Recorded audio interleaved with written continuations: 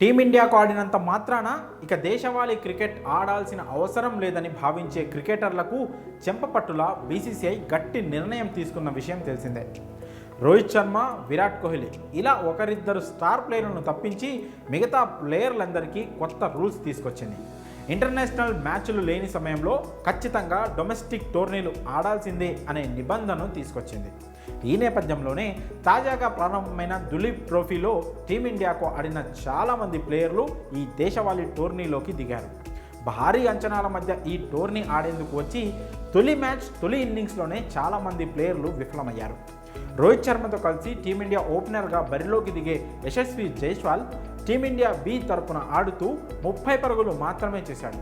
అలాగే సర్ఫరాజ్ ఖాన్ 9, రిషబ్ పంత్ 7 రన్స్ చేసి అవుట్ అయ్యారు.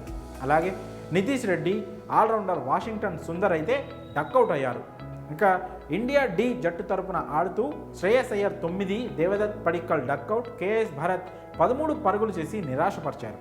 ఇండియా సి తరపున ఆడుతూ రుతురాజ్ గైక్వాడ్ 5, సాయి సుదర్శన్ 7, రజత్ పాటీదార్ 13 పరుగులు మాత్రమే చేసి విఫలమయ్యారు. అయితే బంగ్లాదేశ్తో ఈ నెల 19 నుంచి ప్రారంభం కానున్న 2 టెస్టుల సిరీస్కు ఈ టోర్నీలో రాణించిన వారినే ఎంపిక చేస్తామని ఇప్పటికే బీసీసీఐ ప్రకటించిన విషయం తెలిసిందే. రోహిత్ శర్మ, విరాట్ కోహ్లీ, జస్ప్రీత్ బుమ్రా లాంటి స్టార్లు కాకుండా మిగతా స్పాట్లన్నీ దులీప్ ట్రోఫీలో రాణించిన వారితోనే భర్తీ చేయనున్నారు. యశస్వి జైస్వాల్, శుభ్మన్ గిల్, రిషబ్ పంత్, కుల్దీప్ యాదవ్ లాంటి వాళ్ళు ఓ మోస్తారుగా రాణించిన మిగతా ప్లేయర్లు మాత్రం చాలా మెరుగ్గా రాణించాలి. అప్పుడే వారికి టీమిండియాలో చోటు దక్కే అవకాశం ఉంది.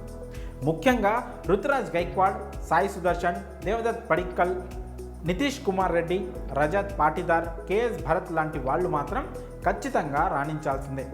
అలానే నిలకడగా భారీ స్కోర్లు చేస్తేనే టీమిండియాలో ప్లేసు ఆశించేందుకు అవకాశం ఉంటుంది.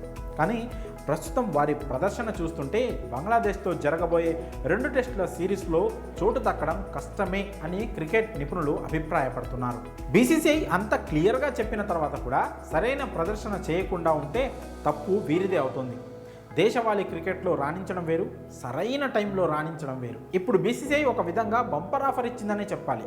దులీప్ ట్రోఫీలో రాణిస్తే టీమిండియాలో చోటిస్తామని చెప్పింది. ఎప్పుడు డొమెస్టిక్ క్రికెట్ చూడని వాళ్ళు కూడా ఈసారి దులీప్ ట్రోఫీపై ఇంట్రెస్ట్ చూపిస్తున్నారు. రాణిస్తే ఇలాంటి టోర్నీలోనే కదా రాణించాల్సింది.